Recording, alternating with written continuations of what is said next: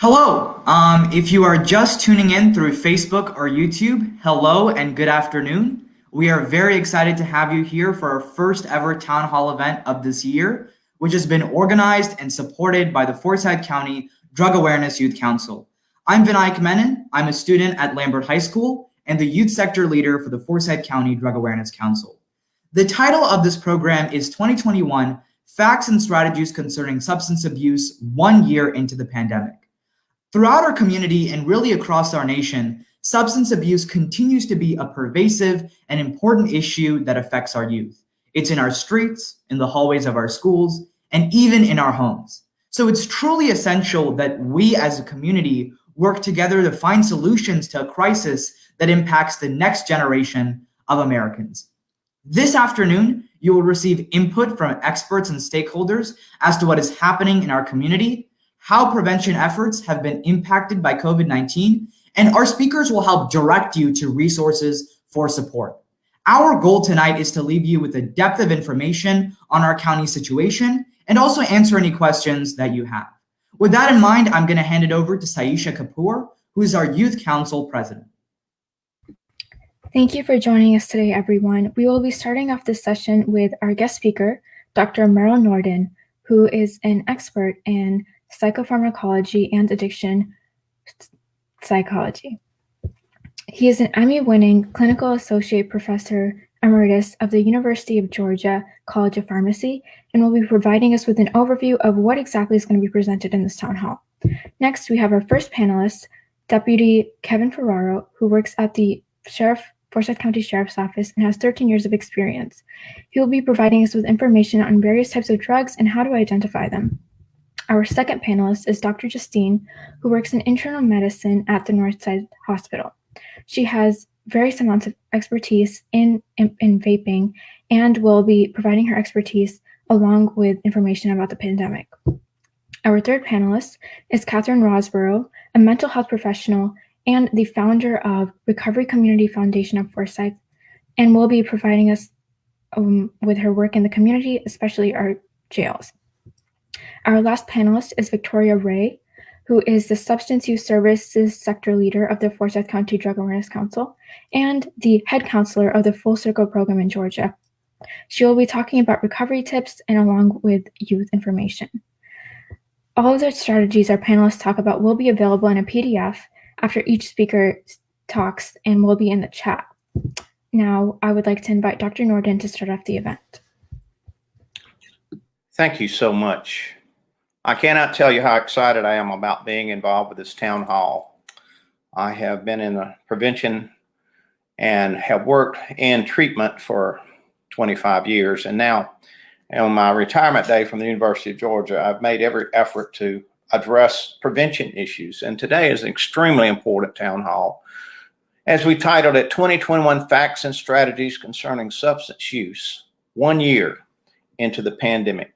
My job is to introduce our subject matter and also lead into our experts who will provide additional information as it regards to this very important topic. So let us begin.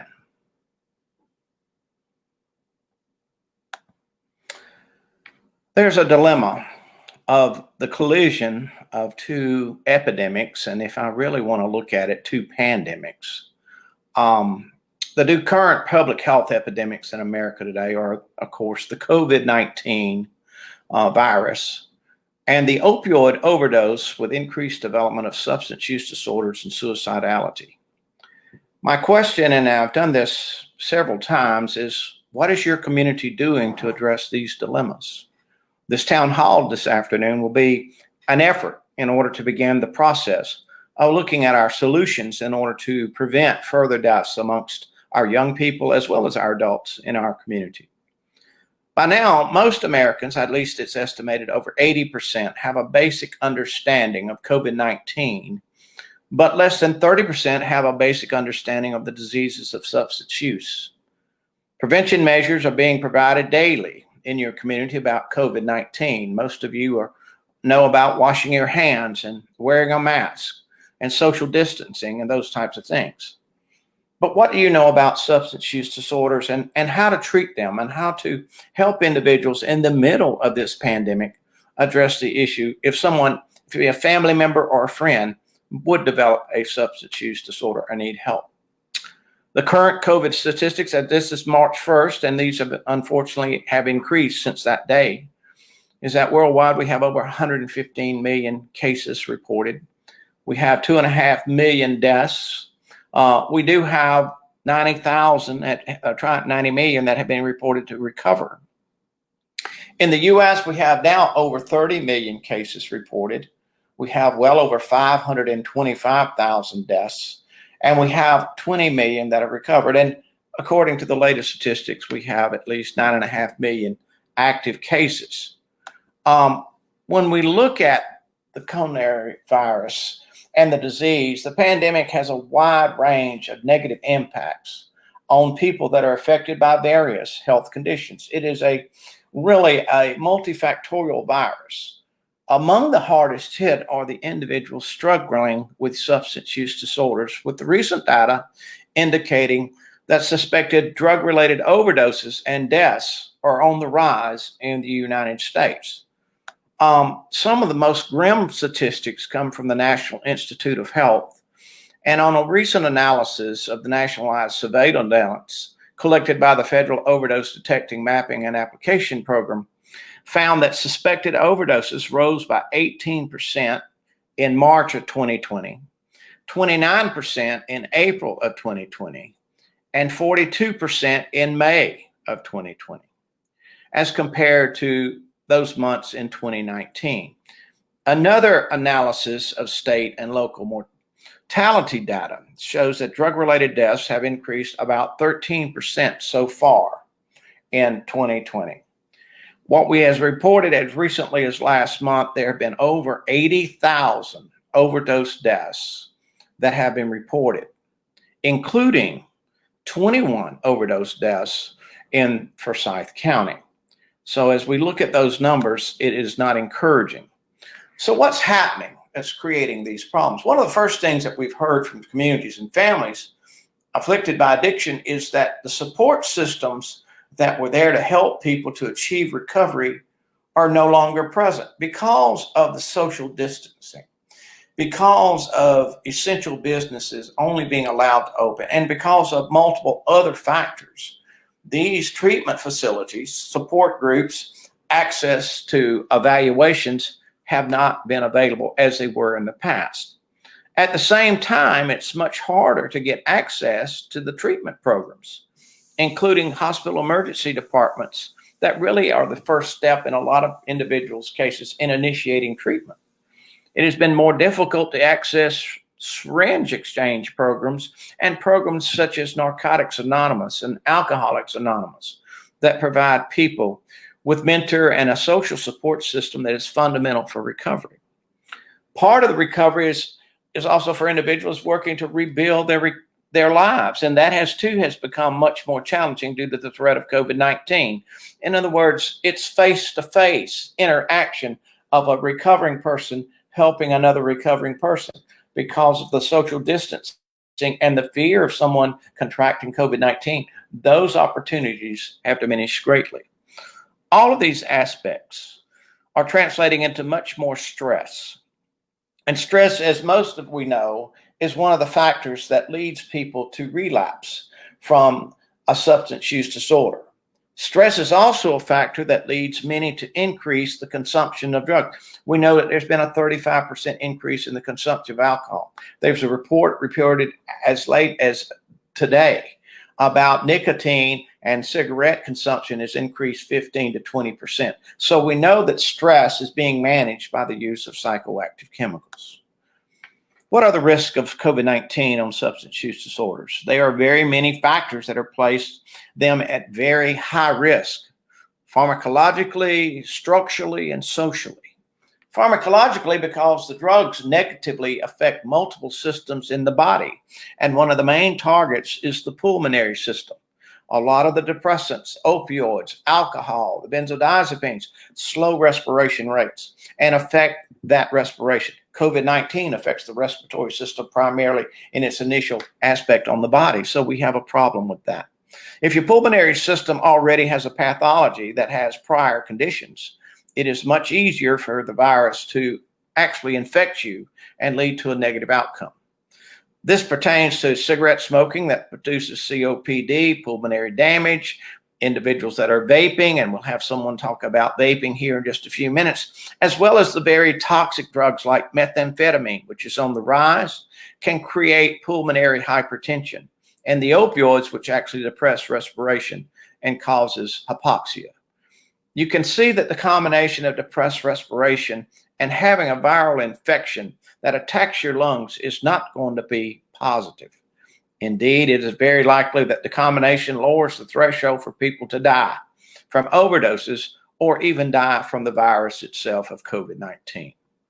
Drugs can also affect the cardiovascular system and the metabolic system. So all the factors that we've identified as conditions that make you more vulnerable to COVID-19 are affected by the drugs that we're going to talk about this afternoon. Stigmatizing individuals with addiction makes them even more vulnerable. So if someone has addiction, people are more likely not to reach out for them. That's because, first of all, they're afraid to seek help. They don't want to be discriminated against. Secondly, if they're in a situation where decisions are being made about providing medical care when resources are extremely limited, that stigma can also make them much more vulnerable. So we have a lot of underserved populations that are at risk of not only substance use disorders, but also COVID-19.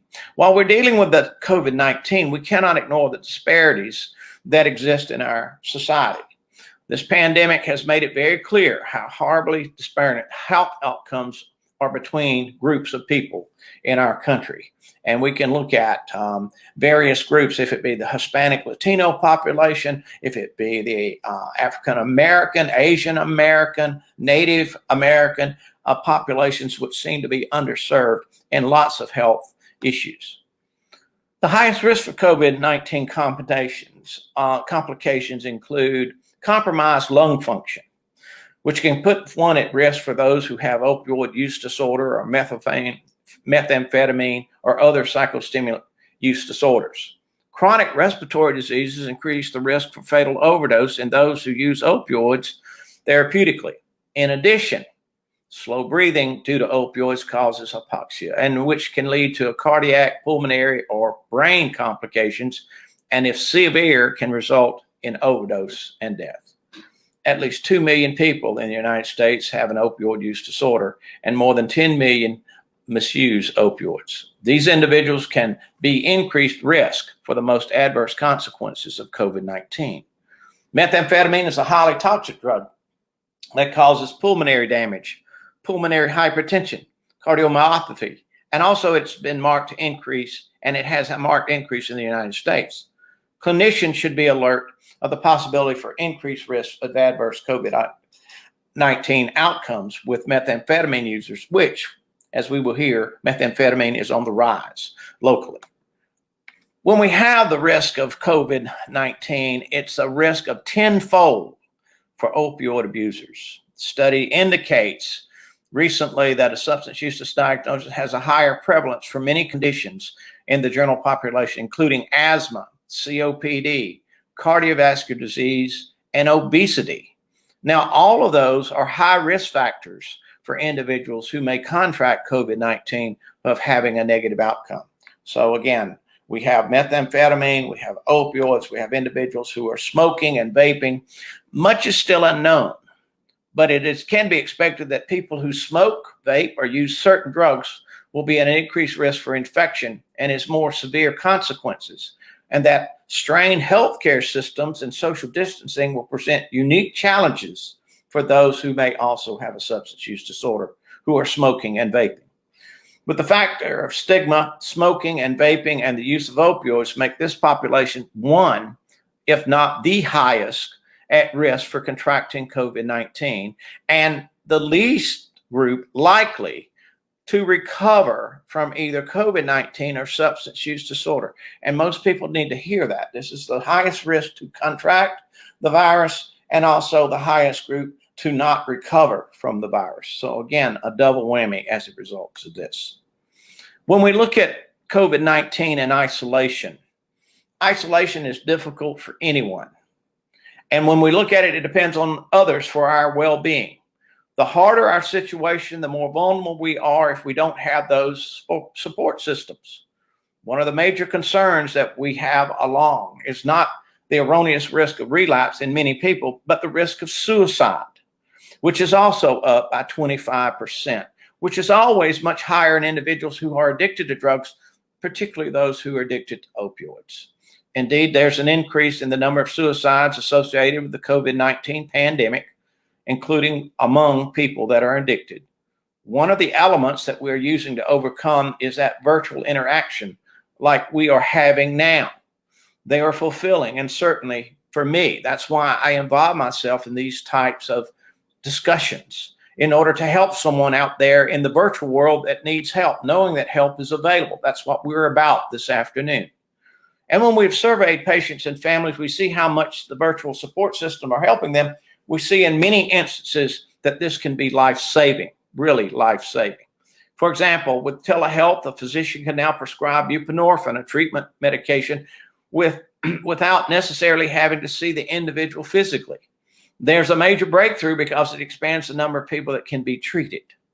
So you can provide buprenorphine, or you can provide support that someone with a comorbid mental health may need. It's not the same as physically being with others, but we have to recognize virtual technologies may enable greater equity in providing treatments. And this is so true. That's just one of the advantages of the virtual technologies that we have. As we talk about this in COVID-19 and substance use impact on the youth in 2021, I will say this in my closing comments. It's harder for patients to access rehabilitation treatment in various types of levels, if it be outpatient, stabilization, residential, or whatever. As a result, there's increased fatalities from the use of psychostimulant drugs, and there is an emerging methamphetamine crisis in this country today. Death from meth and cocaine are increasing about 7 to 9% in each year. Young people are facing hardships because of not only the social isolation that the COVID-19 pandemic has provided, but also overexposure to family members who may be unsupportive or abusive, and the lack of athletics and other healthy outlets. And so what some are beginning to do is they have access to nicotine, alcohol, and drugs. Among a study that was given among 4,300 adolescents and young adults nationwide who were surveyed, those who had ever used e-cigarettes was 5 times more likely to report having COVID-19, and those who have ever used both e-cigarettes and traditional cigarettes were 7 times more likely than have COVID-19. So one of the things is we're going to do this. So our today's town hall, as important as it is, as Saturday is very important for families, this is an extremely important time for families because we want to inform our community of the impact of the COVID-19 pandemic has had on our youth. Our local experts are from law enforcement, medicine, prevention, and treatment will share current statistics and strategies to prevent the harm to our young people from the consequences of both the COVID-19 pandemic and substance use problems. The purpose of the panel is to answer questions about what you can do to help our community save lives from the overwhelming destruction of this pandemic. So as I close, let us begin and have our panel begin to discuss their particular areas of expertise. Thank you so much for your time.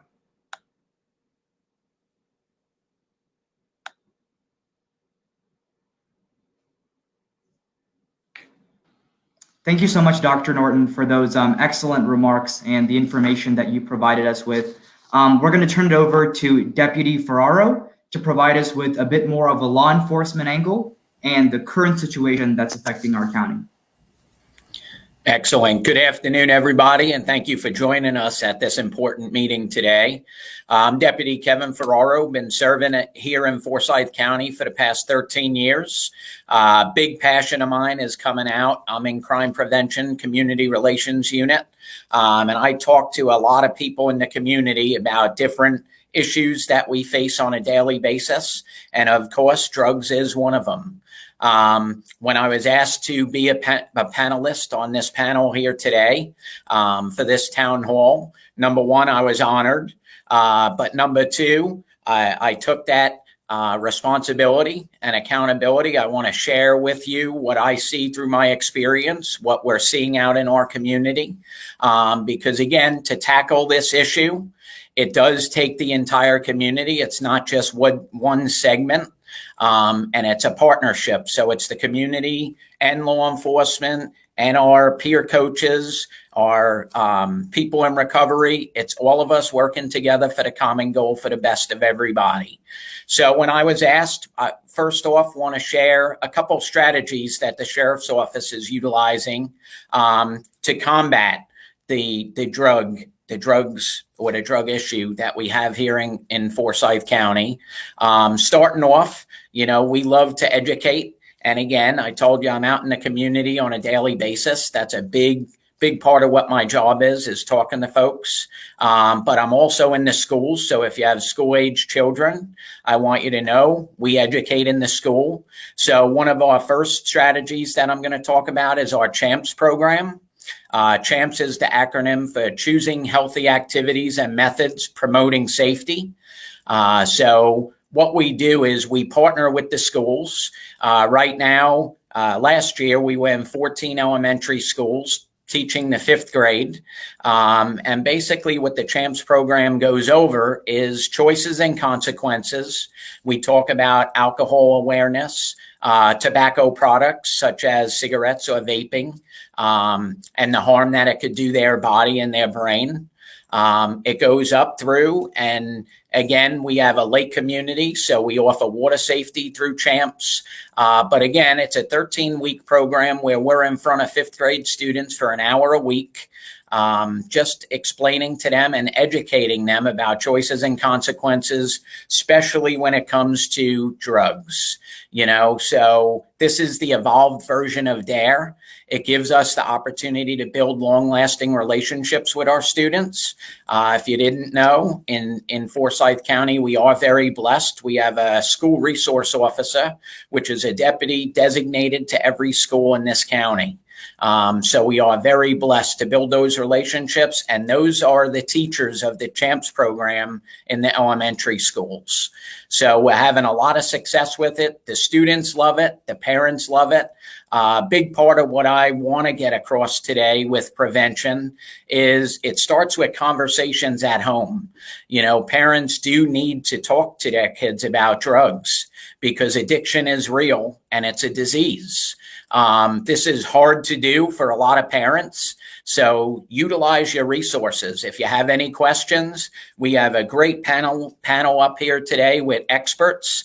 But I want you to know the sheriff's office is always available. You could go and talk to the school resource officer at your child's school, or again, my information is shared today, I hope. And please do not hesitate to call me with any questions, issues, whatever it is. So that's an overview of our CHAMPS. The second item that I wanted to talk about in regards to prevention strategies is our drug takebacks. So as you're probably aware, the DEA does a National Drug Takeback Day twice every year, typically in April and October. Unfortunately, due to the pandemic, the October one was canceled, but we do have another one coming up. So what is the Drug Takeback Day, National Drug Takeback Day? First and foremost, what we're looking to do to try and combat drug abuse, especially prescription drug abuse. What we do is we accept any non-used medication that is not liquid. We do not take biohazard, but any pills that are in the home that families know they're no longer going to use, we want them to be disposed of. So we open up our precincts for a special day, National Drug Takeback Day, both at our North Precinct and our South Precinct. And we have people in the community bring by any unused medicine that they have no need for. So this is a huge strategy that we utilize to try and combat prescription drug abuse. As we get into my presentation in just a few minutes, we'll be talking about the escalation process. but pills is definitely a part of it. And a statistic that a lot of people aren't aware of is actually a lot of the overdoses, a majority of the overdoses in the United States are prescription drugs. So either it's mixtures or people overdosing, taking too much of actual prescription drugs that they're prescribed. And when I go and teach our students, our 5th grade and 8th grade students talking in the schools, they're taken back because they expect prescription drugs to be safe. And again, that's where the conversation, it starts with us, education. But then as a parent, it's important that you reinforce all the lessons that your child is being taught in school. So that's what this platform is. So those are the 2 strategies I wanted to share with you today that the sheriff's office is taking to try and combat, the epidemic of drug use in our community. So without further ado, I'm going to go ahead and also empower. Again, a huge passion of mine being in community relations for the sheriff's office is to empower and educate parents. I can't tell you how many calls I've been on where we go to a home, they're iffy if their child is using, and right as I walk in, I identify, and I'm going to share with you some pictures today. You could identify some paraphernalia or just odds and ends that definitely dictate that their child may be experimenting with drugs. So I'm going to go ahead and load up this PowerPoint, and we're going to talk about drug awareness for a minute on the parent side. So again, drugs of Forsyth County. This is not an all-inclusive list, but again, these are the top ones that we see almost on a daily basis here in Forsyth County. We are not immune. We are very blessed with, basically the lowest crime stats per capita in the metro Atlanta area. However, we do have the same issues as our surrounding counties, and drugs are no different. So the first and most important thing I want to say in reference to my parents out there is drugs do not discriminate. Unfortunately, there's a lot of parents who believe their kids are good students, they're athletes, so they'll never get involved in drugs. And I'm here to tell you, again, through 13 years of experience, that is so far from the truth. We have to wake up to reality. So this list right here, again, is not all inclusive, but a few things I want to touch on about what you could look for and what we see, why it's an issue, and what we could do to work together to solve these issues. So we're going to talk about alcohol, vapes, marijuana. We do have methamphetamine, but I want you to know the drug use is an escalation process. So most children, when they first try to experiment with drugs, they don't go straight to the hard street drugs. It usually starts off with alcohol. So you can see, why does it start off with alcohol? Well, first and foremost, it's very, very accessible to our children. So a lot of parents tell me they do not keep alcohol in the house. These pictures, again, exaggeration. But on a college campus, which my son is in right now, I could tell you that's not very uncommon to see a refrigerator like that at a frat house. So very accessible to our young people.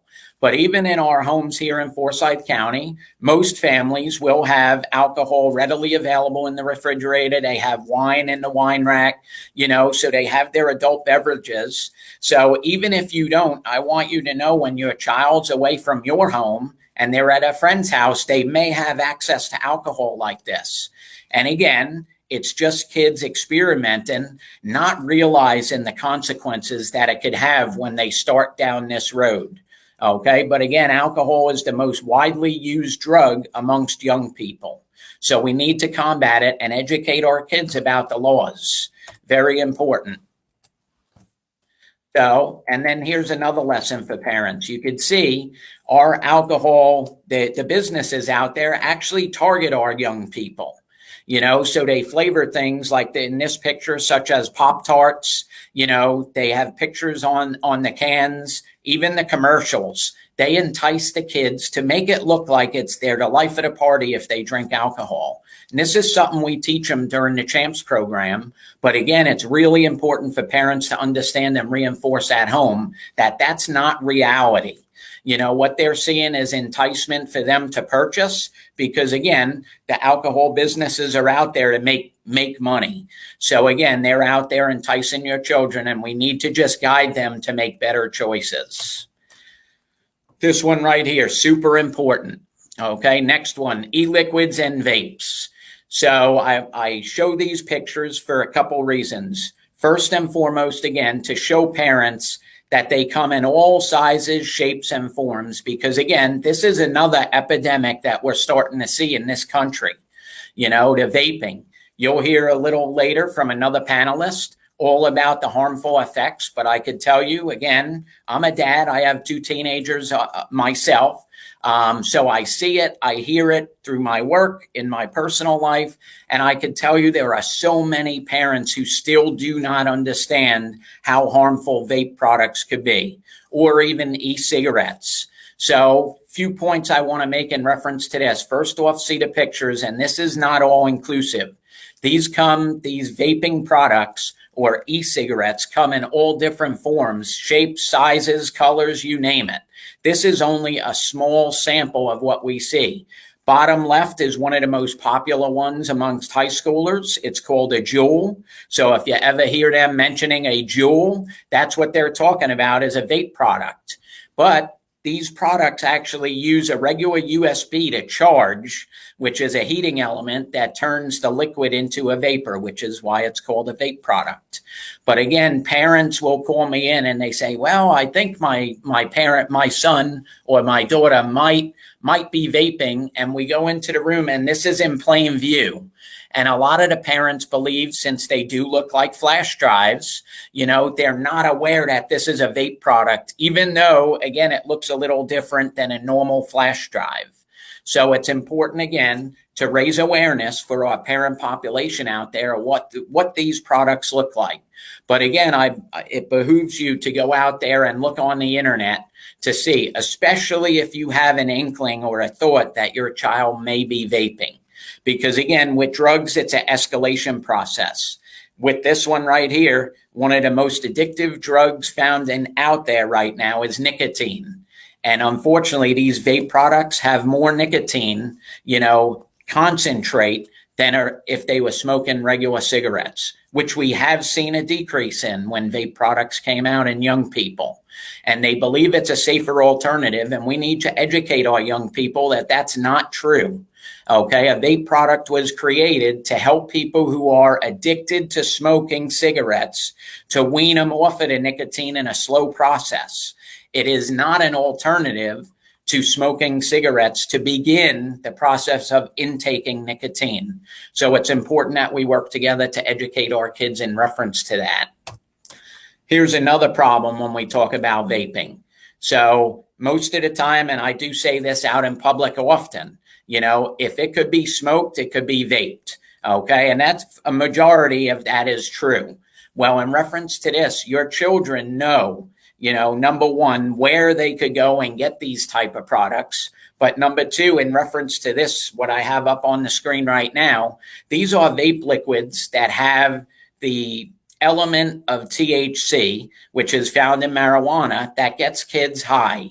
Okay, so this is super important for parents to pay attention to, because again, I know some parents that allow their kids to vape because again, they think it helps them with their anxiety and everything else. But you have to be aware that again, in this situation, it could lead to the next level. It could lead them up from vaping into THC, again, which is a psychedelic drug that gets them high. It's an element where your child will alter the way their brain and body functions after using a product like this.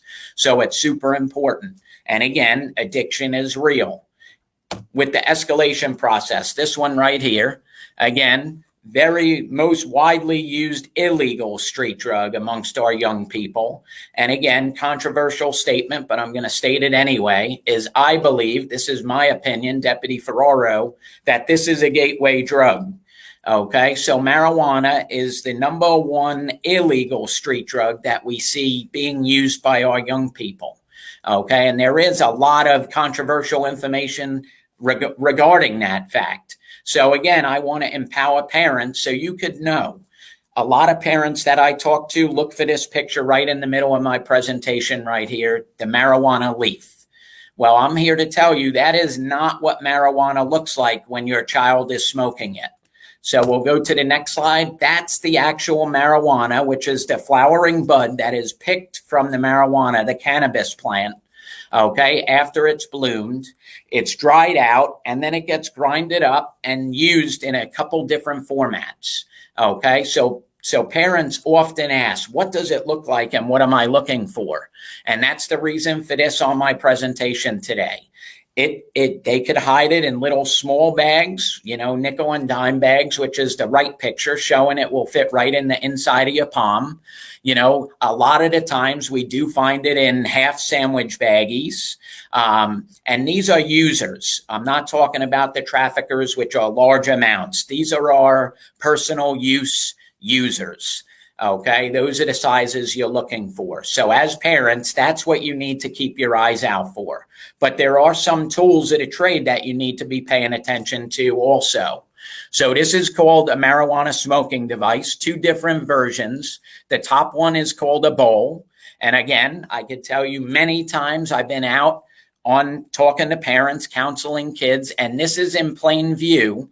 But parents, again, almost hit that denial stage where they believe that their child is now starting to collect, it's art, glass art, painted glass art, and it's displayed right out.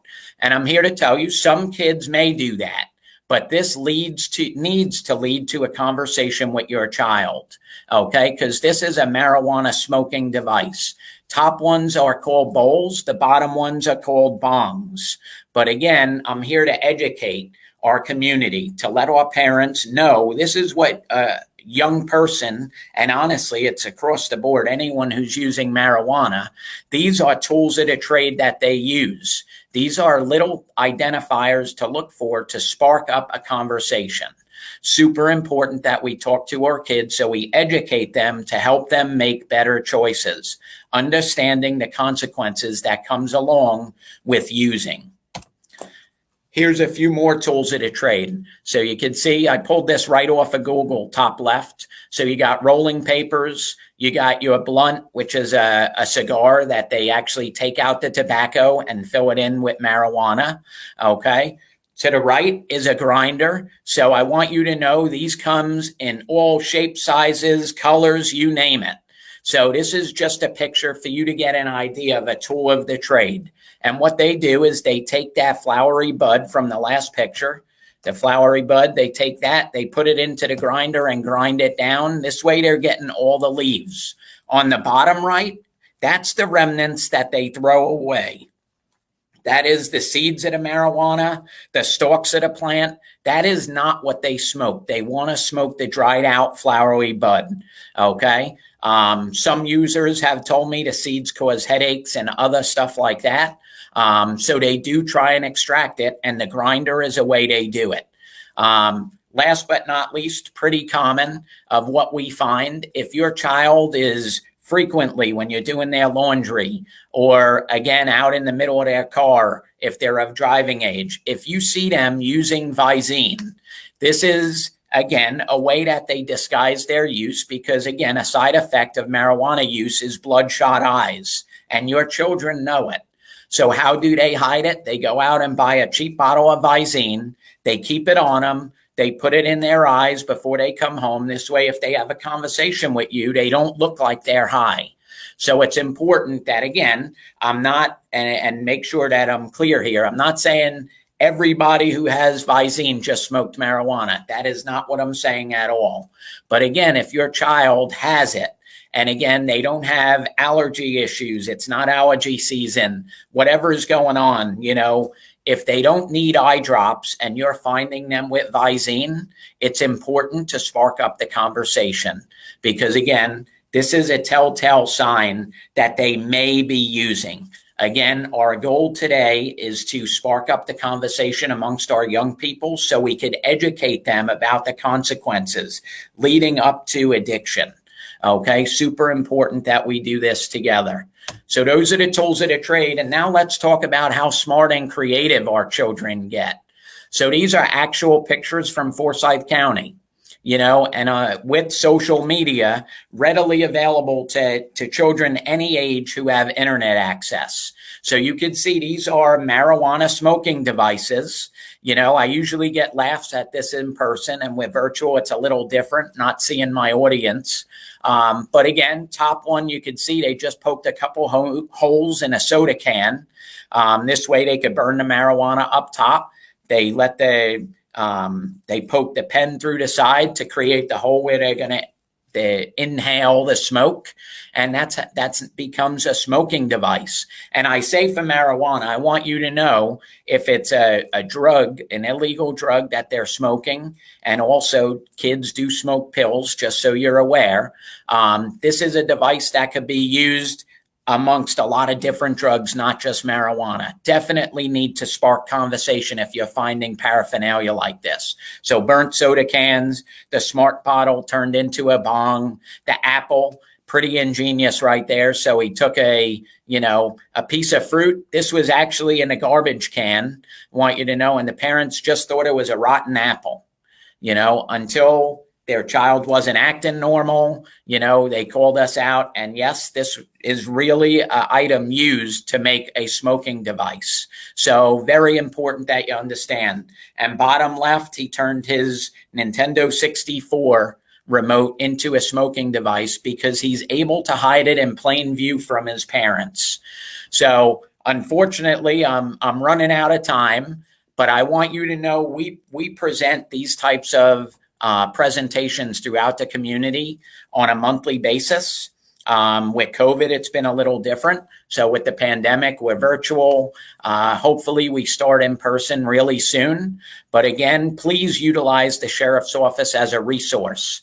This last one, the synthetic marijuana, very important for parents to be aware of. So this is a man-made element to imitate the high that our kids or users get when they smoke marijuana. Very, very, very dangerous because it's a whole bunch of different chemicals just thrown together. Readily available. Again, you could see this one is named Spice. In our county commissioners have done a great job putting in new ordinances that the sheriff's office could go out and enforce. But again, outside of our county, these are readily available in gas stations and different areas like that, and our children know it. So it's super important that you know what it looks like. Again, it's man-made, but everything it's made for is to imitate what the marijuana drug would do to your children. So again, I want to thank everybody for joining us today. My time is up, but again, thank you. If you have any questions, please do not hesitate to reach out to the sheriff's office at any time. We are here as a resource to serve this community. We do not just lock people up. We are here to help in any way, shape, or form. Thank you so much. Well, thank you so much, Deputy Ferraro, for that presentation and all the work that you're doing in our community. I'm going to go ahead and turn it over to Dr. Justine to give us a public health perspective on the situation that's affecting our community. Hi, thank you for having me. I am a physician at Northside Forsyth. I practice internal medicine and hospital medicine. I take care of patients in the hospital with COVID. I've taken care of friends with mild symptoms of COVID with advices. And I'm also a medical director at a hospice facility. And I've also taken care of patients that regretfully have had to be transitioned to hospice care because of COVID. So I've seen the whole spectrum of COVID. And today I'll be talking about COVID-19 and substance abuse. So we've all, with this pandemic, we all have heard a lot of studies, media coverage on the medical complications, but there's only very few studies that are addressing the potential effect on the mental health of COVID itself. So today I'll try to address some of that.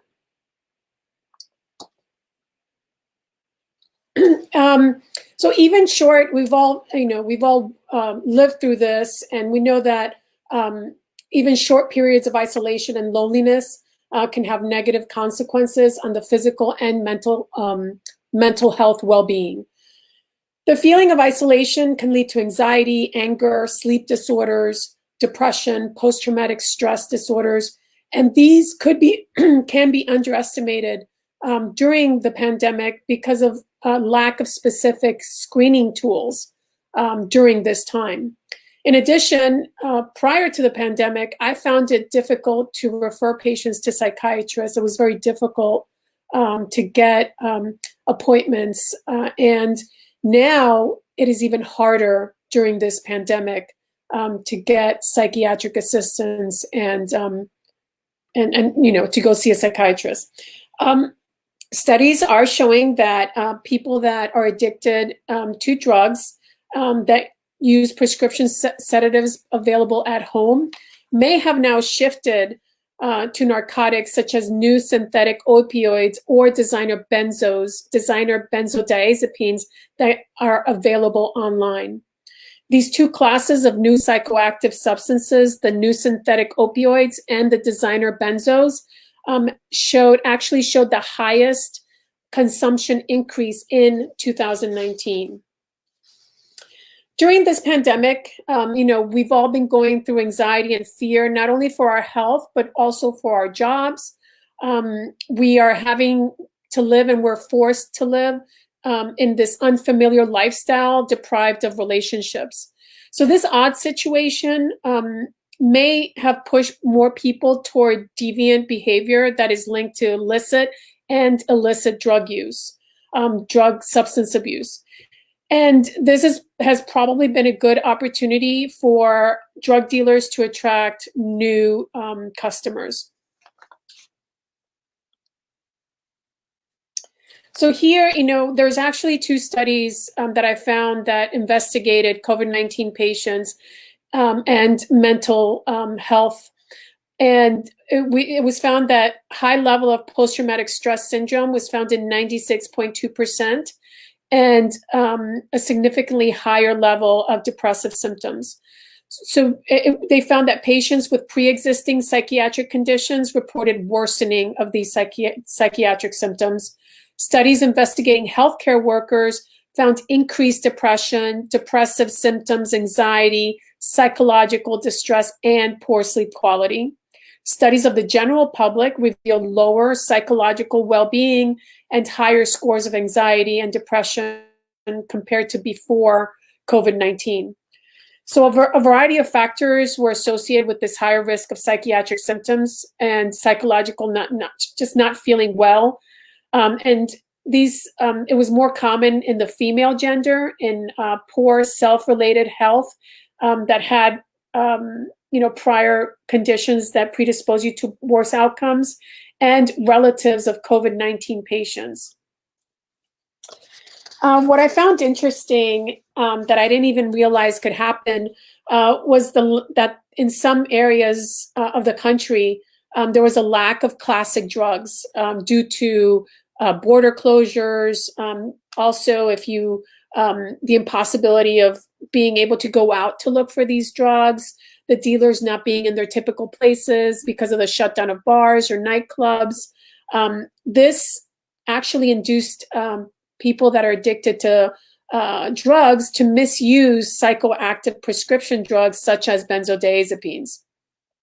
There's right now limited scientific evidence, but the impact of COVID-19 pandemic could lead to a substantial modification in substance use patterns and an increase in risk of substitution, adulteration, contamination, and dilution with potentially more harmful substances.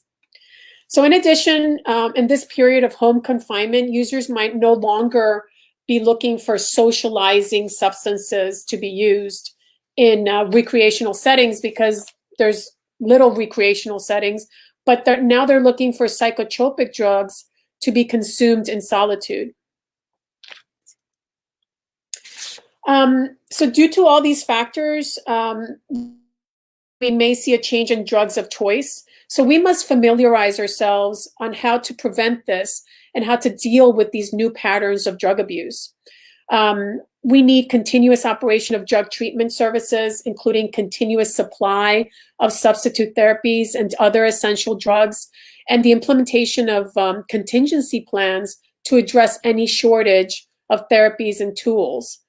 For example, before the pandemic, patients receiving methadone had to follow a specific approved treatment program for opioid addicts, under which the drug was closely monitored and it was administered daily under supervision.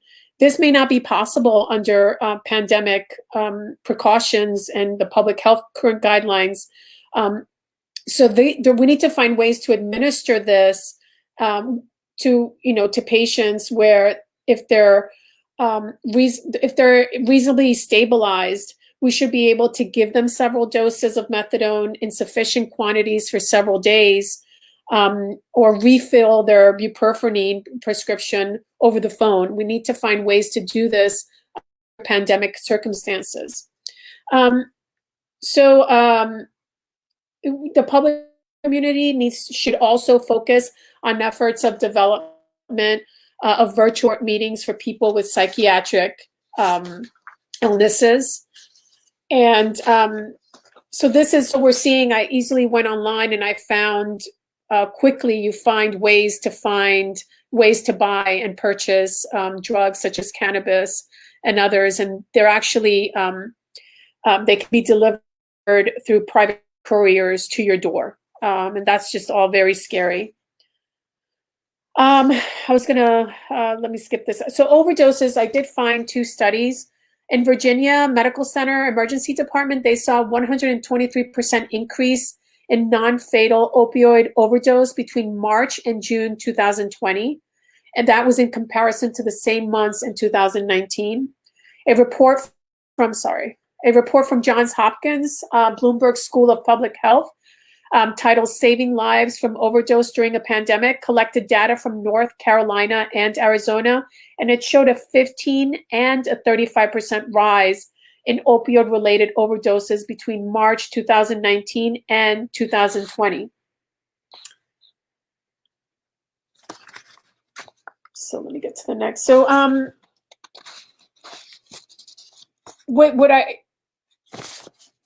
So due to all these factors, like I said, we can see, let me go back to this, a shift in pattern.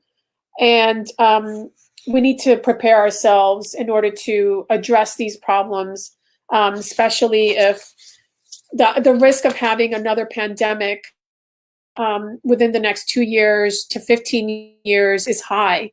There's many reasons for that. So we should use this pandemic as the learning ground on what we can do to address all these issues that are going to become more and more relevant and important in future pandemics. And we should learn from from our current situation.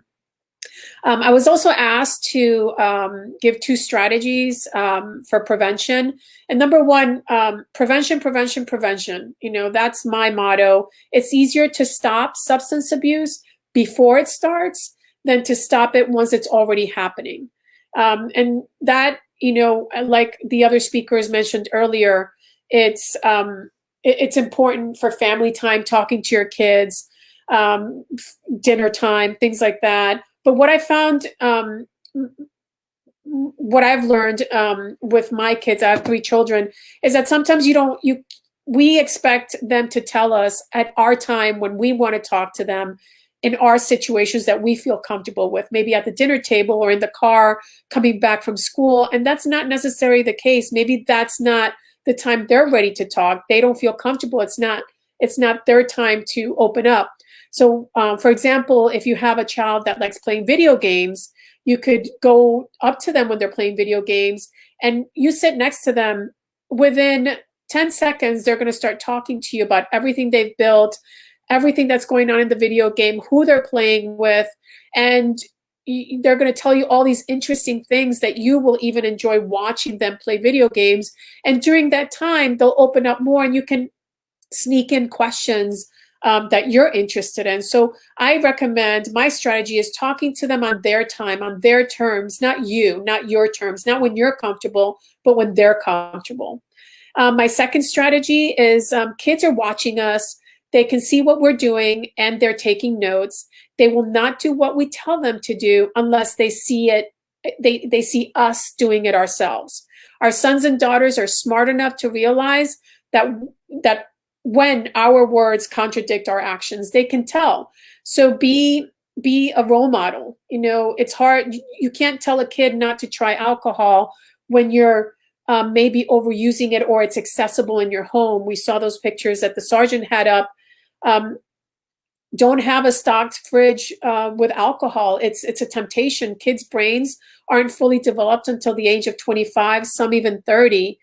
So to be and the frontal lobe takes up to all that time to develop, and the frontal lobe is what gives us certain adult personality traits.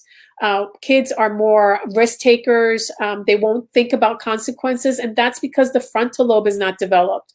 So you put something out there like an alcoholic beverage or a stock full, bar, they're going to take the risk. They're curious. They see parents doing it, and they're risk takers. Their frontal lobe is not developed. So let's not put these temptations out there for them, and let's us be role models. They're not going to do what we tell them to do. They're going to do what we tell them to do if we're also doing it ourselves. So those are my two strategies for prevention. Let me see, maybe I can go back to this slide. I know that Dr. Norton spoke about suicide rates, and I'd love to have that study that says 25% increase. I couldn't really find anything on suicide rates. What I did find is that it's too early to say what the ultimate effect of the pandemic will be on suicide rates. And data so far, it's a complex picture. It just depends what country you live in, what socioeconomic status you're in, what the health of the community is, social support, family support.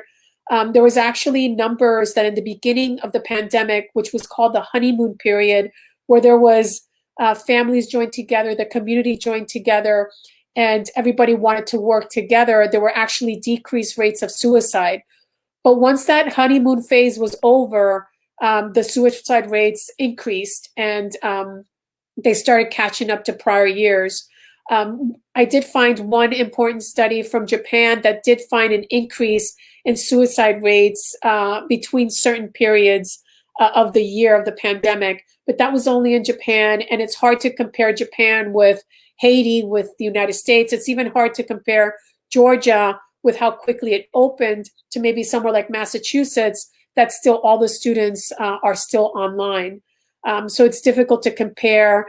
And then maybe in the future, once more numbers come up, we'll know a little more about that. But maybe Dr. Norton could also talk a little bit more about that, because I definitely am not an expert on that. And thank you for having me. I'd love to talk more, but I want to give some time for the other speakers. If you have any questions, I'd love to answer them and have an open discussion about anything. Thank you very much for having me. And thank you to Vinayak and Seisha. I'm honored to be here. And not only because of the topic, but because this is student youth driven. And thank you for all your hard work. Thank you so much, Dr. Justine, for all that important information. The pandemic has affected our community in so many unimaginable ways. And we thank you for all you've been doing on the front line and some of the advice that you're giving to families. We're going to be turning it over to Mrs. Catherine Rosborough, who's going to provide us with some input on mental health and recovery. Hi, good afternoon. I'm happy to be here. My name is Catherine Rossborough, and I am a woman in long-term recovery. Back in 2013, I had the gift of being able to go to treatment and start the recovery process. So I am here today to share some local resources that we have and to share the hope of recovery.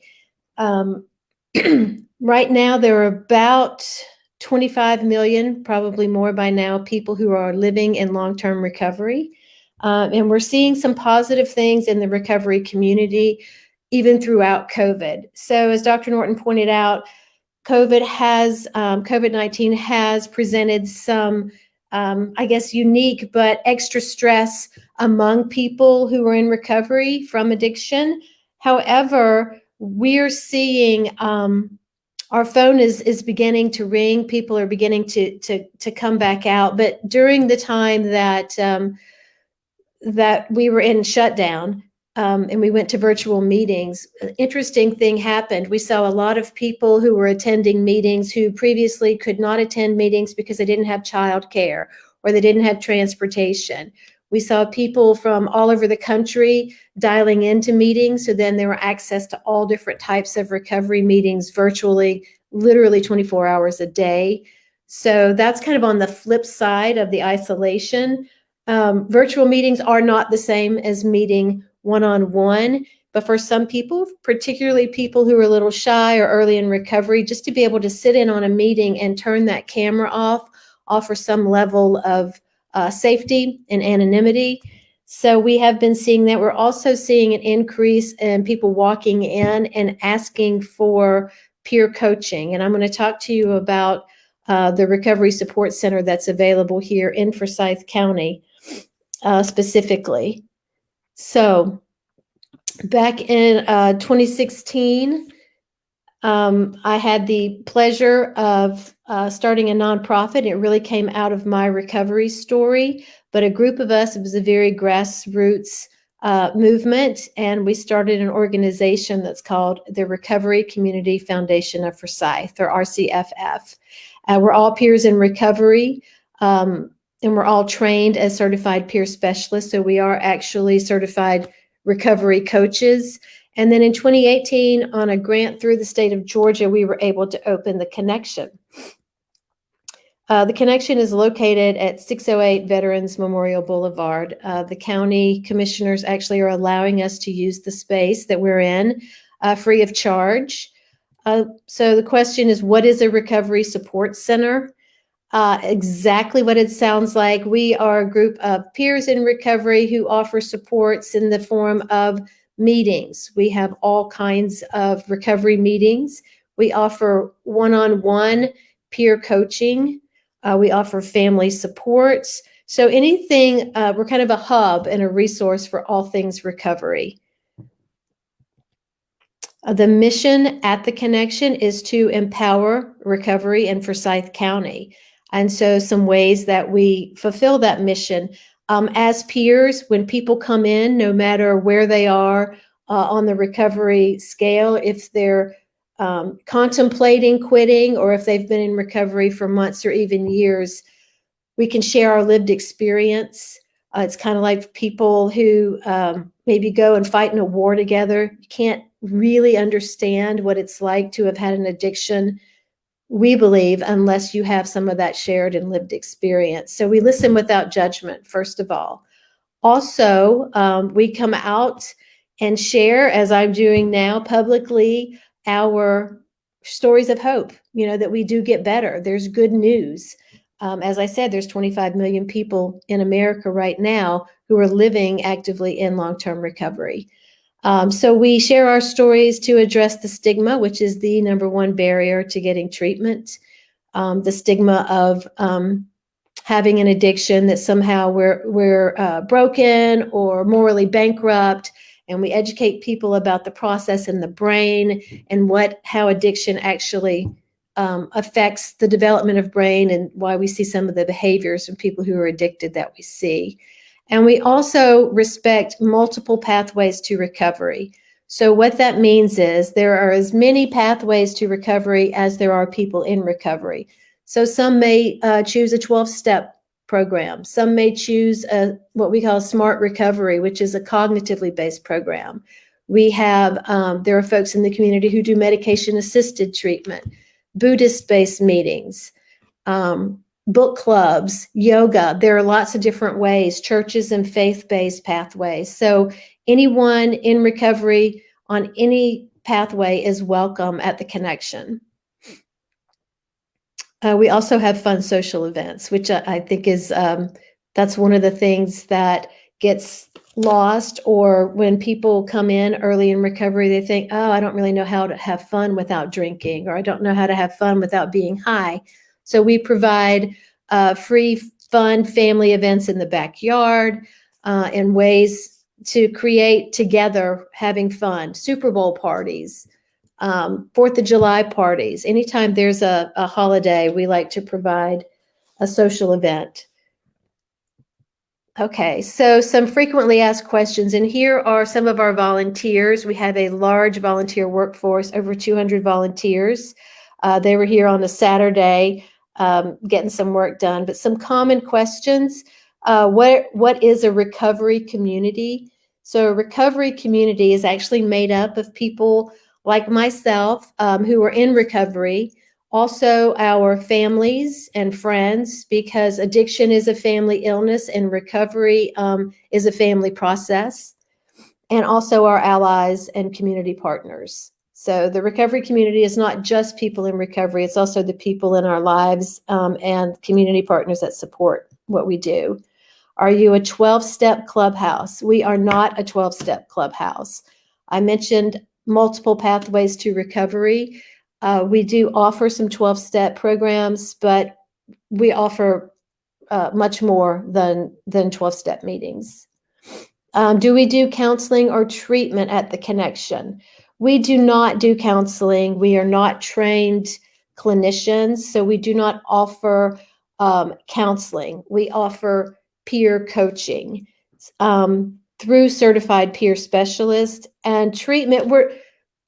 What we do is not treatment, it's really post-treatment. So a lot of times people think, well, my son, my daughter went to treatment, so they're better. What happens in treatment, we hope, is that recovery will be initiated. And so then recovery supports and recovery happens over the rest of your life once you leave treatment. So we don't do counseling or treatment at the Connection, but we do offer long-term recovery supports. And statistically, what we've seen is if we can get a person to remain connected to a sober community and to maintain long-term recovery for 3 years, then the rate of relapse and recidivism goes down to below 20%. Whereas if once a person, the first year is about 80%. So then over a 3-year period. So the longer that a person stays connected in recovery, the less the likelihood that they will relapse. How much does it cost to come to the Connection and get our services? All of our services are offered free of charge, paid for through a grant. We accept donations, but there are no fees for services for anyone. And what supports are available to our peers with mental health challenges? So while we do not do mental health counseling, we work closely with mental health providers, but we have peers in recovery who are certified not only in addictive disease, but also in mental health. So we offer free peer coaching by a peer with lived experience in mental health challenges. Tammy, could you? So there's a saying, if you have a forest of sick trees and you take one out and you nurse it back to health, you put it back in the same forest, it will get sick again. You can't expect it to thrive back in a sick or damaged environment. So making connections with other people in the community that have the same goals as you, that have the same mindset of improvement and longing to get better, and the commitment to do that is just crucial. What we do here at the Connection is actually look at recovery as opposed to sobriety. The problem of addiction is that people are isolated. I was isolated, so I became addicted. The opposite of that was leaving treatment and realizing that I needed a community. In order to get better, I needed a community to live in and to stay better. Treatment is like going to the emergency room. Recovery is what happens after the first triage. After the operation, you go into recovery. Recovery is what happens when you assimilate into real life, into the rest of the world, comfortably. And what community does for you is that we share the trauma of the dark days. We all have that common experience, and we've all speak a language that's unique to people that have had that experience. So the Connection is a recovery community organization. We are run by people who are in long-term recovery, serving people in recovery. It is a place that you can walk in the door and feel welcomed and lifted up and empowered, and hear stories of hope from other people who've been exactly where you've been. We're here to serve Forsyth County. So you can come here and get one-on-one coaching, and then we offer a variety of support groups that really promote any pathway to recovery. It doesn't feel like a standard clubhouse. Like, this is more like inviting. You can actually tell people care here, where like other places like meetings and stuff like that you go to, you don't get that feeling. You don't feel like the outsider here.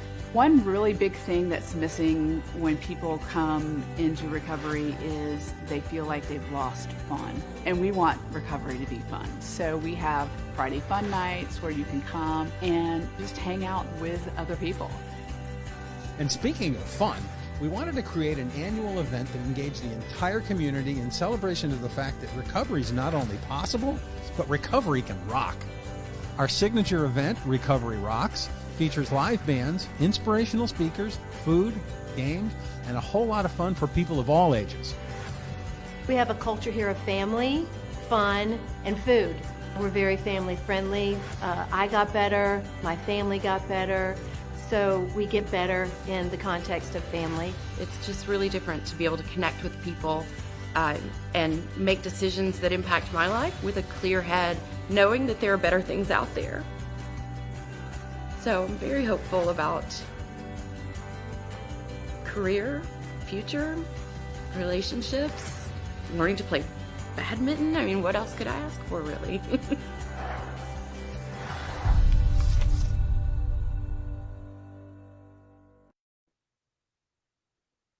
So, why does the connection matter? Since we opened in September of 2018, we have served over 2,000 individual peers. And we have had people from all over the community. We have church groups come in, we have small businesses come in and perform work days and volunteer service hours. So over 5,000 volunteer service hours have been logged since we opened. I do want to tell you that we are having in-person distance meetings on Friday night. We don't have indoor family fun night happening right now, but we do have a fireside gratitude meeting on Friday night. So slowly but surely, some of the groups are coming back. We also are offering a variety of virtual meetings, but we are open for walk-ins and for one-on-one coaching currently. How you can help, if you want to get involved, spread the word that there are free recovery supports here in Forsyth County. You can volunteer. We still have volunteer projects and things to be done. We've been involved with food drives and coat drives and we've been to the hospital and try and create things for our healthcare workers. And follow us on Facebook and Instagram at The Connection Forsyth. If you go to our website, theconnectionforsyth.org, there is a calendar of events. We have events about 6 days a week, including our virtual meetings. So thank you so much for your time and attention. I really appreciate it. Oh, and please fill out the survey at the end of our presentations. We really need your feedback. So thank you. Absolutely. The survey is incredibly important. I want to thank you so much for those remarks. It's so important for people in our county that are facing substance abuse to not be affected by stigma, but to be supported in all their capacity, to be provided all the resources so that they can truly recover and, like you said, get on a pathway to life.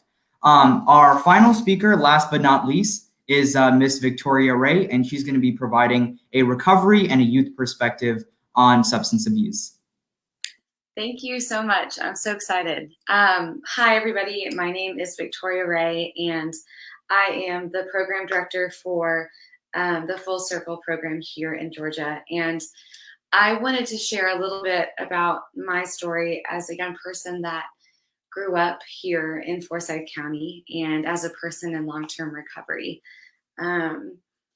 and kind of tell you a little bit more also about what we're doing here with Full Circle. So, like I said, I grew up here. I graduated from South Forsyth High School in 2012.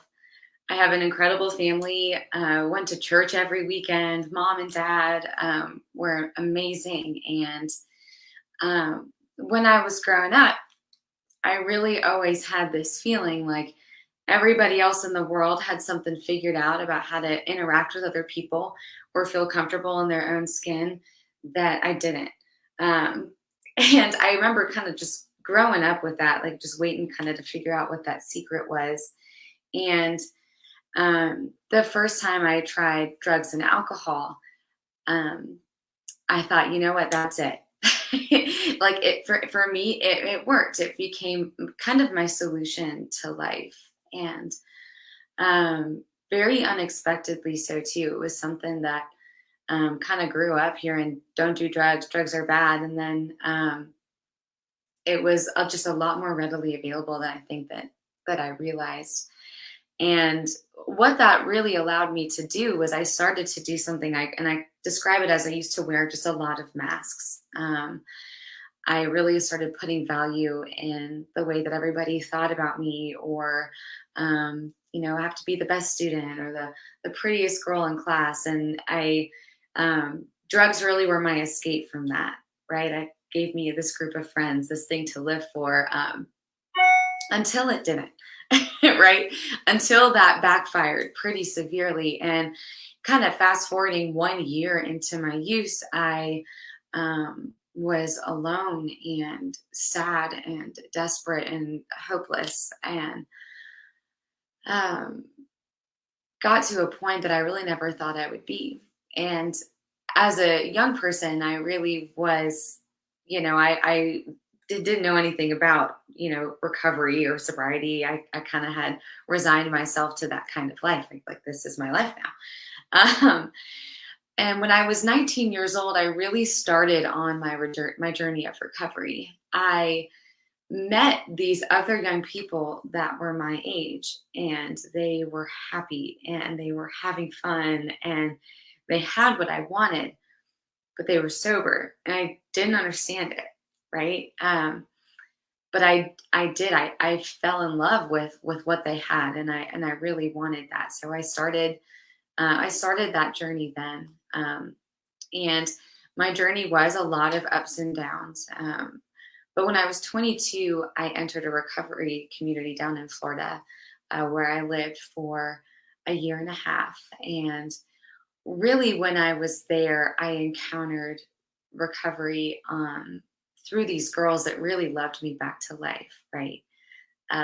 They were with me all the time, and they guided me and they loved me. And what I was learning is that I could take off these masks and still be okay. And that, you know, I found a lot of purpose in the work that I was doing. And I learned how to be uncomfortable without having to run away from that or escape, and really just encountered freedom for the first time in what felt like a really long time.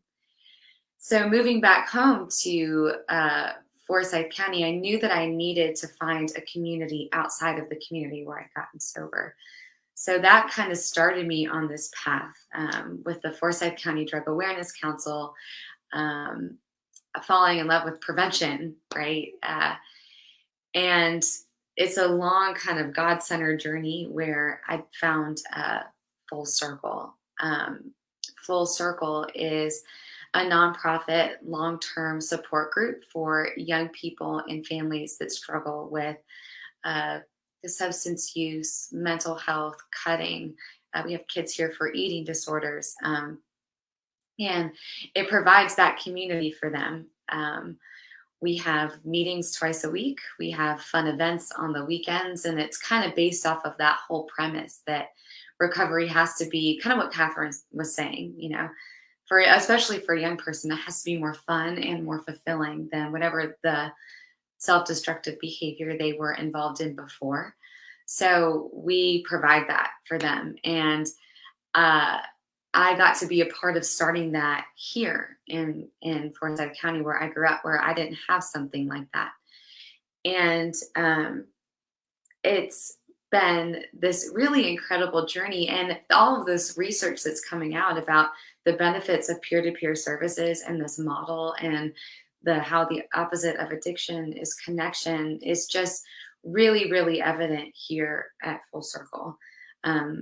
You have right now, since we opened last year, we have about 35 young people and families that we serve. And in addition to all the services we offer for free for our young people, we have a parent support group meeting that meets once a week, and also offer one-on-one individual peer counseling with them when they're here. So it's been just this really incredible journey for me to come from a place here of feeling incredibly hopeless, and getting to provide a service that I didn't have when I was growing up, to provide it here in Forsyth County. And I know with the pandemic, it really has exacerbated a lot of the issues we're seeing now with substance use and other kind of addictive behaviors, right? As you heard kind of at the beginning of this presentation. And what I'm seeing just on the ground floor is that these kids really just are jumping right into the deep end. You know, there's a lot of isolation going on. And so when they're discovering this new tool, like I did, you know, they want to use it all the time. And for me, I really understand that. I've been there. And being a part of Full Circle, it's like, I get it, but maybe there's something better. You know, maybe we can offer you a life that is better than the one that, you know, this behavior you're going through right now. So despite all of the darkness, all of the, in the middle of the pandemic, we've been able to start this program here. In the middle of all of this going on, I am kind of this witness to all of these miracles that are happening every single day. And not a lot of people know that we are here, because we just started last year. Over the summer, we opened the doors here to what we call the shop, which is a warehouse that we have where kids are able to come. Most of them come after school. The majority of the young people we serve are teenagers, and come here for meetings, for the functions over the weekends, for that individual peer-to-peer counseling. And they're able to be a community of young people that can help each other and support each other on this journey. Because when you're 16 and you're trying not to get high anymore and you've been doing it for a while, you probably, like I did, you feel like the only 16-year-old that was ever trying to do that. But here you don't have to walk into that. You walk into a community of young people that are really, really supportive of you. And it really has been incredible for me to be a part of.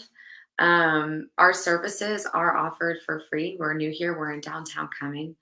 And normally how we operate is we just invite, you know, we'll say, hey, come to a meeting. Check it out, and we'll, you know, set some time with your parents. You invite parents to come to our parent support group meeting, see if we're a good fit. And if we are, you know, you have us available anywhere between 1 to 3 years until they end up graduating with a group of their peers, graduating the program. So I have really loved being a part of this. Like I said earlier, the primary demographic that we're serving right now are teenagers, but we have a younger group, ages 13 to 17, and then an older group, ages 18 to 25. And there's a big joke among the staff here that, because a lot of our kids are like younger group girls.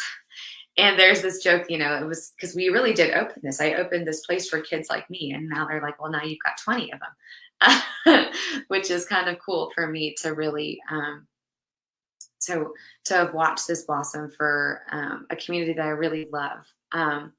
One thing that I would say, as far as, you know, strategies for parents watching, is I loved what Justine was sharing earlier, is that your kids are watching. Lead by example. I love watching the parent group here support their kids that are coming in here. It's one of the coolest things that I get to see when the kids are talking about what they're learning in their meetings and their parents are sharing that same language. It's a really beautiful dynamic. But they are, they are watching. And another thing too is connection. You're hearing that throughout this whole thing is connection is the opposite of addiction. In order to recover, we need community. We need people that we feel like are in the same boat as us. And whatever you can do to encourage that with your child is incredibly helpful. Full circle, we say, is more preventative in nature than anything else, because you're catching kids a lot of times when they're a lot younger and a lot earlier on in those stages of use and that progression. So they really do. They get connection is incredibly preventative, right? And another thing too, I just want to say to really end this off is don't lose hope. It's been really easy to lose sight of that during this time. I know it because if I turn the news on or I open my news feed, it's filled with stuff like that. But the reality is that there are people getting better, that there is a program that's been born here in Forsyth County in the middle of all of this. And it's grown incredibly quickly. And that I get to watch teenagers who get these principles, get sober, in a place or where they may not have ever had that, right? So don't lose hope. There are so many good things that are still happening here. Our community, like in Forsyth County, we have so many services. We have a community that is really passionate about this. A community that's not burying their head in the sand. And I cannot tell you how big of a gift that is here. It really is because of the effort of people like us that are on this panel, people like you that are tuning into things like this. And don't lose hope. There are really amazing, wonderful miracles happening. I think it's easy for me to say that because I get to see that all the time. It's my job. I, just kind of watching little miracles run around in the warehouse. But it's important not to lose sight of that, not to give up, not to say, maybe if you need help, reach out. There are so many things here, and we're just one of them. But it's been a gift to be able to be here and to share a little bit of my experience and hopefully end this off just with a little bit of encouragement and some more resources for you, especially if you have a young child or a teenager or a young adult that is struggling with things like this, that there are places and people that are equipped to be able to help you and your family. So thank you again for having me on here. And thank you. Yeah. Thank you so much, Victoria, and to all of our panelists for their very passionate words and presentations. We are now going to enter the Q&A period of our town hall. We're going to be fielding some questions from our live audience in Facebook and YouTube, and then we're going to be asking it to our panelists here. I'll just wait for all of them to come on screen, and then I'll go ahead and start asking some questions.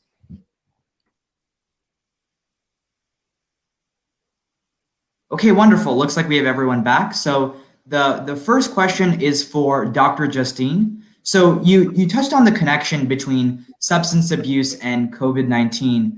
Do we know what kind of long-term effects can occur from using substances while experiencing an illness such as COVID? Like Dr. Norton touched on his presentation earlier, there are people that use substances, that abuse substances, are higher risk because they tend to have lung disease from smoking, from the use of all these substances. They're likely to have chronic illnesses because of the substance abuse. So when you add COVID-19 to an already damaged body, it will make the chronic outcomes worse. It's logical that it's going to make it worse. If COVID-19, if a healthier person that's never smoked, for example, or vaped gets it, they're likely to recover quicker. They're likely to not have any long-term damage. They're likely to, if they do have some lung damage associated with the acute episode of COVID-19, it's more likely to improve quicker and not leave any chronic conditions or scars. But with everything that's going on right now, everything is so new. The virus is new. We don't know everything about it. We don't know anything about the new strains coming. We even need more data on the vaccines because time will give us all this data that we need. So we just need to let time pass and see exactly what the chronic outcomes are going to be and how different they're going to be. But we are already seeing changes in that people with substance abuse problems are doing worse acutely and chronically, but we'll know even more as time goes by. Our next question is for Deputy Ferraro. What would you say is the most prevalent drug among teens in Forsyth County? Great question. And we are right in there with nationwide statistics. Alcohol by far is the most widely abused drug amongst our young people, even here in Forsyth County.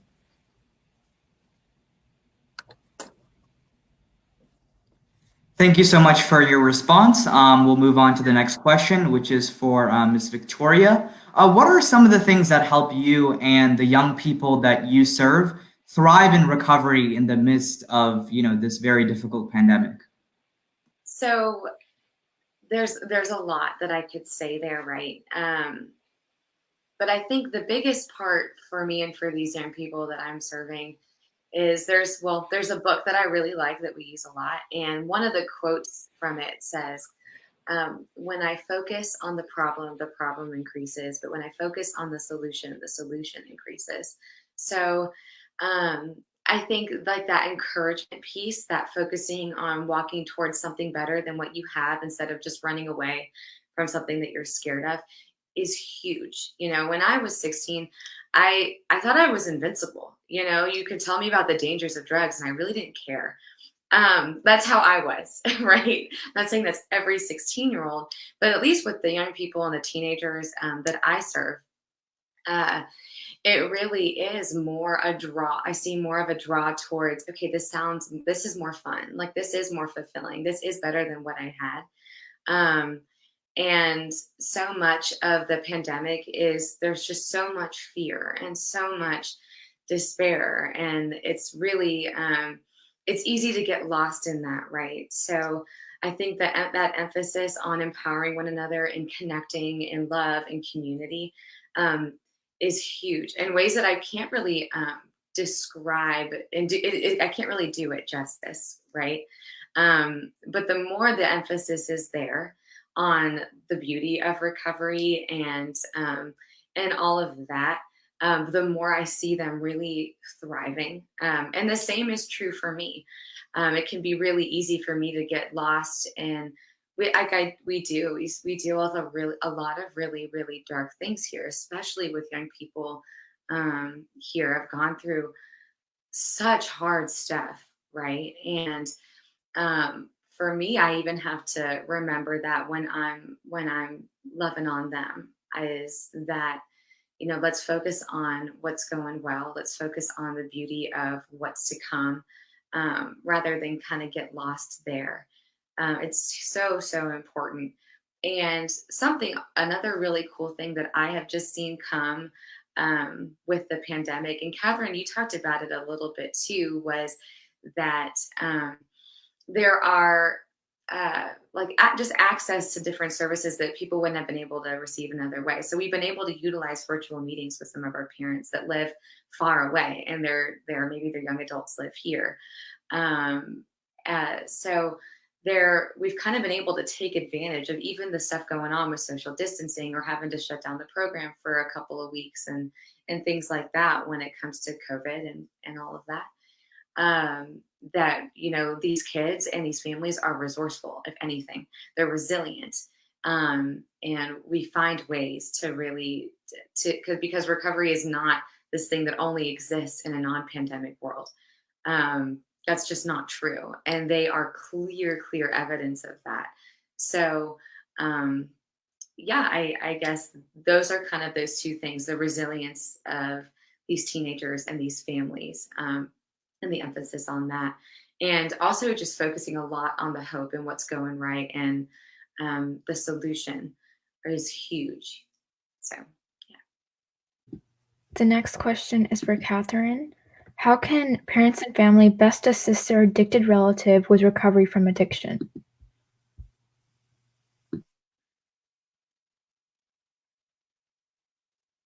I think you might be on mute. Thank you. Thank you for that. Actually, a lot of the phone calls that we are getting at the connection come from parents who are concerned. I think it was Dr. Justine who talked about the isolation and being at home, and young people or school-aged people who are actually going through withdrawals at home. And the parents may be seeing for the first time, like, wow, I didn't realize this was such a problem. So we get a lot of calls from parents. I refer a lot of parents to Victoria at Full Circle, but we also have, for parents, a big thing in my experience, and I think in the experience of my family, I can say, was that while the person who is using the drugs may not be ready or willing to step forward, it's still important for the parents themselves to get some support with what they're going through. And so there are parent support meetings available out there. The one large support group for parents that I'm aware of is called the Parent Recovery Network. And I'm happy to connect any parents out there with different resources. There's also some family and friends meetings available virtually. So there are resources for parents just to be in touch with others who are going through similar situations, whether the person who is experiencing the substance use is getting help or not. I think it's important for the family members to do something for themselves. Thank you so much for your answer. We have another question for Dr. Justine. Is vaping a safer alternative than smoking cigarettes or using marijuana?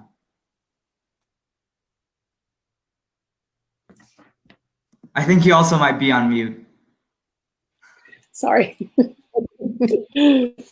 Shows my age. Vaping e-liquids is less harmful than smoking traditional cigarettes and using any drug, including, I think people are putting CBD oil in there. And it is not as harmful. It's not safe by any means, but it is less harmful. Vaping e-cigarette juice it still has toxins, it still has carcinogens, still has metal nanoparticles that are all depositing in the lining of your lungs, which is a very delicate lining because it has to allow oxygen to go through. If it was something like the skin, your skin can take a lot. That's why it's outside your body. The lining in your lungs that allows the oxygen to go from the outside into your blood vessels is a very thin, and all these chemicals and particles are just coating it. So it is harmful, but it is safer than traditional cigarettes that has a lot more carcinogens. And of course, the use of any drug. The next question is for Deputy Ferraro. If I discover that my child is using a substance, what can I do to intervene? All right. So being in community relations, I'm actually very blessed because I do field a lot of these calls for the sheriff's office. So I want everybody who is viewing this at this town hall today to know that the sheriff's office is a resource. So a lot of the panelists, I'm lucky to call my friends, so I have a big network out here in the community, working in the community for 14 years. And through that network, we could provide a whole load of services. I do personally go out and usually start the conversation between the parent and their child. We have a program here in the sheriff's office called the Teen Interception Program, not specific to drug use, but I want you to know a high part of the membership of that class are kids who started experimenting with drugs. And again, we talk about all the consequences. So it's reality. My end game is not to arrest young people. That's the last thing that I want to do. We want to get them the resources to be successful. So that's what I would put out there in reference to that question. Thank you for that great response. We have a question for Dr. Norton. Do you have any insight on how COVID-19 will impact the future of substance abuse prevention? That's a great question. Unfortunately, I don't think it's going to be beneficial for the next 12 months. The fear of the individuals from the standpoint of contracting the disease keeps many people, and what I've discovered having been in the treatment industry for the last 25 plus years, but the last 2 years, especially with COVID-19 hitting us, it's another alibi for a lot of people not to access treatment. I'm very happy to see Catherine and Victoria and others like them be able to provide coaching and events that can then encourage people to understand what it is if you go to treatment and what treatment is about. And it's not this nemesis out here that somebody's going to do something terrible to you. But unless we do, the thing that I think is most beneficial is what we're doing here today is to educate people to understand what is here and how we can do it. Going to treatment is a process, y'all. I don't care what the disease is. I don't care if it's cancer or diabetes or blood pressure or any other chronic disease. People have to be educated to understand, one, what is the disease, and then what are the steps they do to help manage that disease once it's diagnosed. And COVID-19 has really put a big block of resistance from the standpoint of fear. But I think it will get better. I'm encouraged by the vaccinations that are occurring. I'm encouraged by the people that are looking at vaccinations. And I think it's an opportunity to improve. And I think, in fact, what I'm hearing from a lot of the mental health specialists out here, the mental health capabilities have actually improved greatly from assessment and also the interactions of people, if it be virtual or if it be face-to-face. So I will tell you that on the back end of this, I think it will be better. But in the near future, I don't know that it's going to improve any drastically from my point of view anyway. Great question, though. Very good. The next question is for Catherine. What are resources for individuals impacted by the mental health challenges caused by the pandemic? Unmute myself. Hey. Some resources available for people impacted by mental health challenges question. As Deputy Ferraro says, we have a very large network of support. I know that in terms of peer supports, that's available, as I said, through the connection for individual coaching. We also have CSB. We have a mental health clinic here that we can make referrals to. We have a whole host of referral systems for, like, I know that we cross-refer all the time. I might call Deputy Ferraro and say, I have a situation. Do you know someone who might work with a child? So the main thing is, I think, to encourage to reach out to someone. And if I don't have all the resources, I probably know someone who does. So if there are a lot of resources available in our county, just may not be, there's not one place, I guess, who can serve everyone, but there are a lot of places who can serve everyone. The main thing is to reach out and ask. Thank you so much. We have a question for Victoria. If you had anything that you would like to say to struggling families or for people that are in recovery that may be struggling with the pandemic and social isolation, what would it be? Well, I'd probably say a couple things. One is growing up here. I know we've talked a little bit about stigma, but I I know how prevalent that is here. Like, I really do, because I lived here my whole life, and or the majority of my life.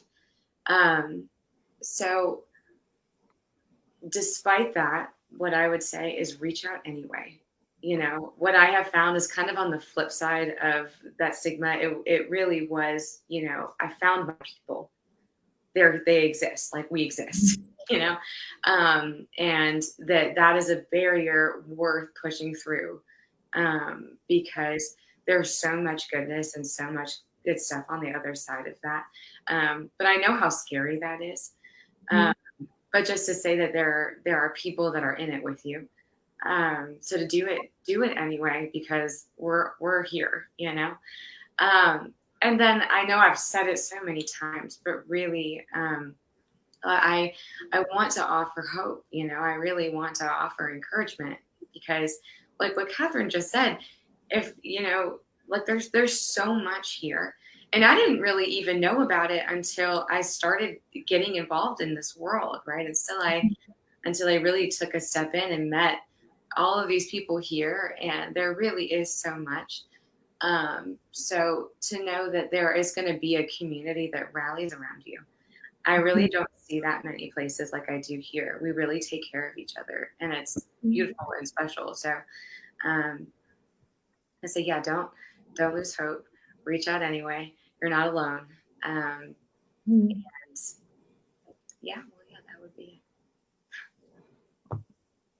And the next question is to Dr. Justine. Has the pandemic increased the difficulty associated with responding to drug overdoses? Yes, absolutely. It has. And because of the reasons, you know, we've all spoken about having to, you know, social distance, stay home from work, do things virtually. So what we need to do is find out ways to overcome that in the future. We need to learn. This was a fire drill for us. And we need to find ways to keep going, but still be able to follow public health measures that are going to keep future pandemics at bay. And let's learn from this, and let's find ways. Humans are so resilient, and we can do anything when we get together and we put our minds together and we work as a community. We built pyramids. We've done it all. We're here today. We did this vaccine in a year. So working together, we need to find ways to have access to these services available during pandemics, because it will come. So we all need to know that and work together to find ways to for us to keep working and keep giving the help that is needed. Thank you so much for that answer, Dr. Justine. And this might be the final question that we ask in our Q&A period, and it goes to Deputy Ferraro. What are some of the outreach programs that the Sheriff's Department is conducting to support our community during the pandemic? Great. So again, during the pandemic, it's changed our in-person. Unfortunately, we're not doing a lot of in-person meetings. So we had to adapt and overcome, just like everyone else, how they've been talking about going virtual meetings. So we've been doing our outreach using Zoom or WebEx, still reaching our target audience.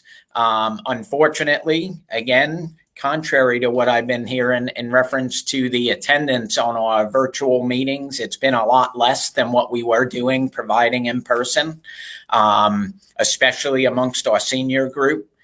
We work closely with senior services. However, we do continue to move on.